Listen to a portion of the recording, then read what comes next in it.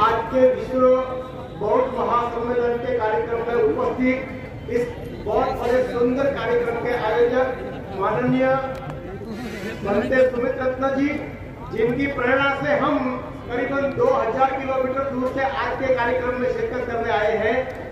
Doctor बाबा साहब आम्बेडकर के पौत्र माननीय भीमराव आम्बेडकर जी, जिनके साथ ऐसे कार्यक्रम में बार बार हमारी मुलाकात होती रहती है। इनसे पहले भी हमारे गुजरात में राजकोट में सम्मेलन हुआ था, ऐसे धम्म दीक्षा का वहां पर भी मिले हैं। उनकी प्रेरणा हमें मिलती रहती है। और मंच पर विराजमान सभी महानुभाव, क्षमा कीजिए मुझे हर एक महानुभाव का नाम पता नहीं है, इसीलिए, और आप सब दूर दराज इलाकों से आए हुए सभी बहुजन वर्ग, बौद्धिस्ट वर्ग के श्रोतागण, प्रेक्षकों,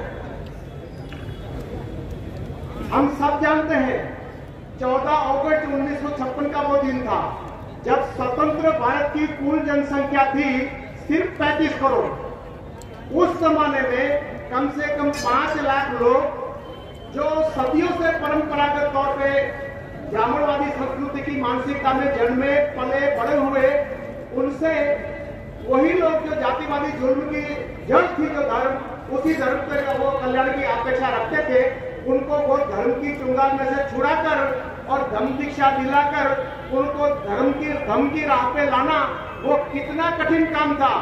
बाबा साहब ने, जहां तक मेरी जानकारी है, 20 साल तक सभी धर्मों के शास्त्रों का अध्ययन किया। उन शास्त्रों में लिखी हुई जो घटनाक्रम है, उनका जमीन पर क्या असर है, उनका आकलन किया। कहीं अलग अलग प्रतिनिधि मंडल भी भेजा, जैसे अमृतसर में भेजा हुआ था, और उसके बाद ये निर्णय पे आए कि मानवता, समानता, भाईचारा, अहिंसा, करुणा, शील, प्रज्ञा और भारतीयता का जो दम है, तो वो तथागत बुद्ध का बहुत दम है। और उस जमाने में जब सारे स्वतंत्र भारत की कुल जनसंख्या 35 करोड़ थी, तब 5 लाख लोगों के साथ कानपुर में धम्म दीक्षा ली थी। इतना ही नहीं, वहां पर बाबा साहब ने आह्वान किया था हमारे लोगों को, बहुजन वर्ग के लोगों को, कि बुद्धमय भारत का निर्माण हमें करना है। जब तक हिंदू रहोगे तब तक वर्ण व्यवस्था तुम्हारा पीछा नहीं छोड़ेगी, और वर्ण व्यवस्था पीछा नहीं छोड़ेगी तो असमानता जो है कभी खत्म होने वाली नहीं है। आह्वान किया था, यदि उस समय हमारे पूर्वजों ने जो बाबा साहब का जो संदेश सुन लिया होता और आह्वान को हाथों हाथ में दिया होता, तो आप 65-68 साल के भीतर जो है पूरा बहुजन वर्ग बौद्धिस्ट बन गया होता, और कहीं धर्म स्थान में जाते हुए उन्हें अपमानित नहीं होना पड़ता, कहीं जातीय आधार पर उन्हें अपमानित नहीं होना पड़ता, कहीं किसी का गुलाम बनकर नहीं रहना पड़ता। मगर अफसोस उस बात का है कि समाचार माध्यमों की सीमितता हो, या हमारे पूर्वजों के शिक्षा का प्रमाण का अभाव हो, या परंपरागत तौर पे धर्म जो इतना दिमाग में घुस गया कि उसको खिलाफ सोच ही नहीं सकते हैं, ऐसी बहुत सारे जो परिबल थे, जिसकी वजह से बाबा साहब के बौद्धमय भारत के निर्माण का जो है वो आह्वान हमारे बुजुर्गों तक पहुंच नहीं पाया। और जातिवादी जुर्म की जड़ कहाँ है, वो जड़ को मानने के लिए तैयार नहीं थे कि धर्म या उनके देवी देवता के कृत्य कभी जो है वो जातिवादी जुर्म की जड़ हो सकती है। उस कारण में जो है हम ये सच्चाई हमारे पूर्वज न समझ सके, इसीलिए जिस गति से बौद्धमय भारत का निर्माण होना चाहिए था वो निर्माण नहीं हुआ। मगर पिछले 20 सालों के अंदर जैसे सोशल मीडिया का चलन बढ़ा है, अब थोड़े थोड़े जो है वो हमारे लोगों को, यानी बहुजन लोगों को समझ में आ रहा है कि जातिवादी जुर्मों की जड़ कहाँ पर है।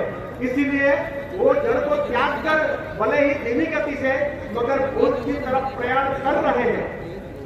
आए दिन मैं बहुत कम समय लूंगा, आए दिन हम देखें सोशल मीडिया में, रूबरू मिलने वालों में, सामाजिक कार्यक्रम में, तो हमें जय भीम और नमो बुद्धाय कहने वाले जो है हजारों की तादाद में मिल जाएंगे।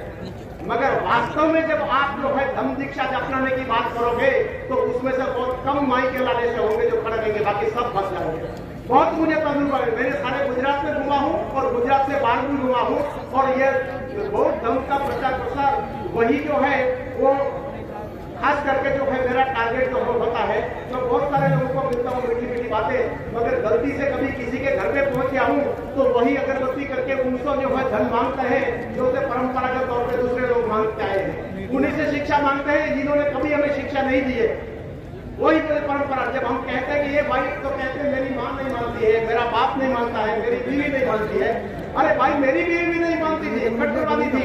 मैंने उनको समझाया, कार्यक्रम में ले जाके महानुभाव से मिलवा के उसका साहित्य पढ़ के समाज में असर। तो हमारी जो है बाबा साहब ने अपने एक व्यक्ति के स्वार्थ के लिए बोधमय भारत के निर्माण का आह्वान नहीं किया था।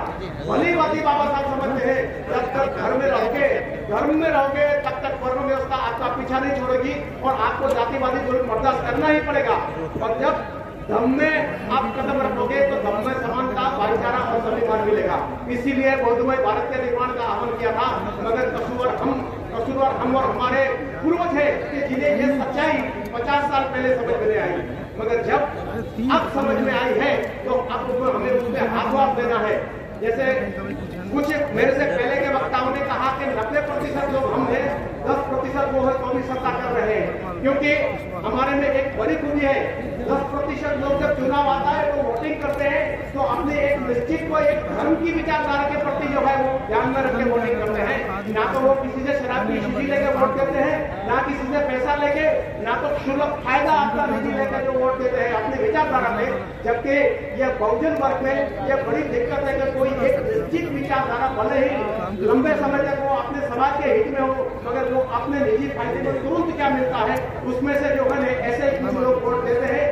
आज समय जो है उसी की वजह से हम प्रशासनिक तौर पे चुनाव में या राजनीति में पीछे रह गए। जब तक राजनीति में हम पकड़ नहीं रखेंगे और प्रशासन पर जो है हमारा कब्जा नहीं होगा, तब तक हमें वास्तव में जो है सामाजिक न्याय मिलने वाला नहीं है।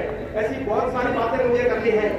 आखिर शुक्रगुजार हूँ बनते सुमित रत्न जी और यहाँ पे कई ऐसे कार्यकर्ता हो जो दिन रात मैं देख रहा हूँ कि अपना कीमती वक्त देके इस कार्यक्रम को सफल बनाने के लिए सखत परिश्रम कर रहे हैं। और इसीलिए हमें भी, मैं कच्छ जिले के गांधीधाम शहर से आता हूँ जो यहाँ से 2000 किलोमीटर दूर है और आखिरी गुजरात राज्य और भारत का आखिरी जिला है, उसके बाद समुद्र के पार पाकिस्तान आता है, वहां से आता हूँ। मुझे प्रेरणा इन्हीं से मिली है और इसीलिए आप सबको जो है वो फिर से मुझे एक लाइन में कहना है कि आ गई है। दूसरी आगे उनसे पहले भी मेरा वक्तव्य खत्म करता हूँ कि जब बहुत दम अपनाओ, आंबेडकर विचारधारा जो अपनाओ तो जितना हो सके उतना कट्टरता से उन्हें उनका पालन करो, जितना हो सके। 100% नहीं भी हो सकता है। और दूसरी बात, किसी के सामने जय भीम और नमो बुद्धाय बोल के फिर घर पे जाके वही अगरबत्ती करने का और धूप करने का जो है ऐसा दूध और दही में पैर रखने का बेहूदा काम मत करो। जो है कट्टरता से बाबा साहब के सपने को परिपूर्ण करना बौद्धमय भारत के निर्माण का वो हम सबकी फर्ज है। अब कभी बाबा साहब जो है या उनके वंशज ऐसा नहीं माने कि मुझे पढ़े लिखे लोगों ने धोखा दिया है। इसी मन से हम सब बाबा साहब को जो तसल्ली दिलाए कि बाबा साहब अब आपको पढ़े लिखे लोग जो है वो धोखा नहीं देंगे, पढ़े लिखे लोग धोखा नहीं देंगे। हम सब साथ मिलकर बौद्धमय भारत का निर्माण करने में जो है अग्रिम भूमिका अदा करेंगे और समाज को जागरूक करेंगे। और इन लोगों की जो शौकत उठ जाते हैं उनकी हम जो हर क्षेत्र में बराबरी करेंगे।